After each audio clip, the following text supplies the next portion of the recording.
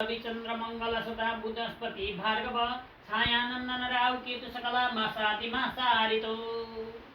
ज्योतिष केन्द्र शिव शक्ति धाम। आज हामी सूर्यादि नवग्रहलाई एउटा पारिवारिक रूपमा सूर्यादि नवग्रहमा कुन कुन ग्रह के पदमा अवस्थित छन् अथवा हामीले फलादेश गर्दा त्यो सम्बन्धी फलादेश गर्नुपर्छ। र अहिले हामीले यो फलादेशमा पुगेको छौँ। हामी ग्रहको परिचय, ग्रहको बानी बेहोरा, ग्रह उच्चो निचो, त्यसकै आज हामी ग्रहको एउटा परिवारमा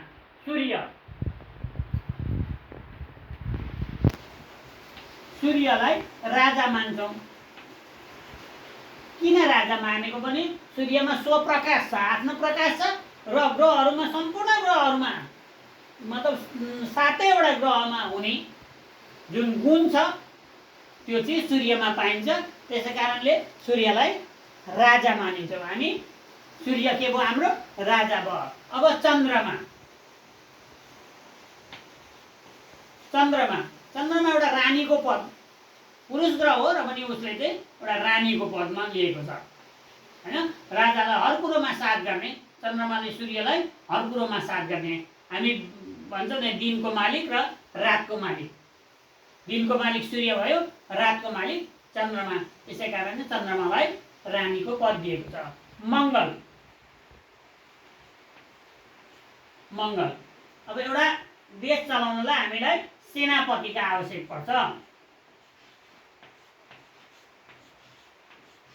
मंगल चाहिँ के हो? सौरमण्डलमा सेनापतिको एउटा हाम्रो ग्रहको परिवारमा सेनापति, एउटा देश मानिलिनु सेनापति मंगल। यसले त्यो सेना सम्बन्धीको र सेनापतिको जुन भाव हुन्छ देशप्रति अथवा जनताप्रति यो सम्बन्धीको फल बताउनुपर्छ। र सेना भनेको भूमिको रक्षक, भूमि सम्बन्धी पनि मंगलद्वारा बन्ने। अब बुध चाहिँ युवराज, सूर्यको नजिकमा भएकोले सधैँ एक्टिभ बनिरहन्छ, सधैँ युवा रहन्छ, ऊर्जा पाइरहन्छ। त्यही कारणले युवराज, राजाको पुत्र अथवा युवराज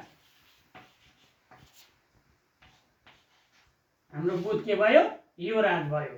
अब हामी गुरु त अब हामी जानिहाल्छौँ, राजगुरु।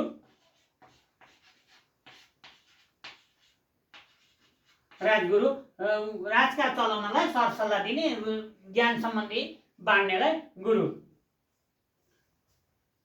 भयो। अब शुक्र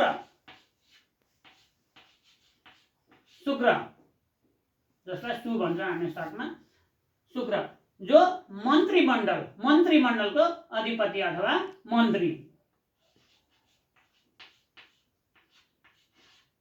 मन्त्री। शुक्र केमा आयो? हाम्रो मन्त्रीमा आयो। शुक्रले मन्त्रीको पदलाई सम्हाल्छ। त्यो सम्बन्धी र स्त्री सम्बन्धी हामी शुक्रको उसमा बयान गर्छौँ। लग्जरी सम्बन्धी है, धन दौलत चाहिने वस्तु हो, लग्जरी सम्बन्धी हामी शुक्रको बारेमा हामी परिचर्चा गर्छौँ। शुक्रदेखि आयो शनि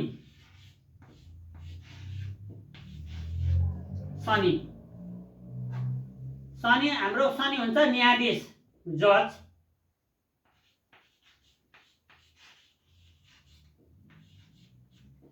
न्यायाधीश शनिले के गर्छ? एउटा राज परिवारमा न्यायाधीश, जजको काम गर्छ शनि। अब रह्यो राहु केतु, एउटै अङ्ग मानिन्छ, यिनीहरूलाई छाया रूप मानिन्छ।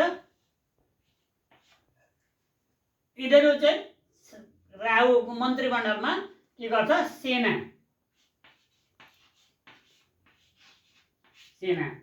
अब कसको अन्डरमा चल्छ भने मंगलको अन्डरमा यिनीहरू सेना हो।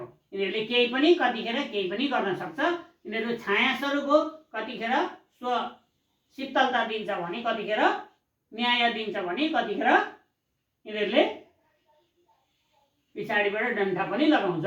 यसरी यो हाम्रो सौरमण्डलमा चाहिँ एउटा पारिवारिक रूपमा यसरी यिनीहरूले काम गर्छ भन्ने आज शिव शक्तिधाम ज्योतिष केन्द्रले बुझाउन चाहँदैछ। जय नमो नारायण।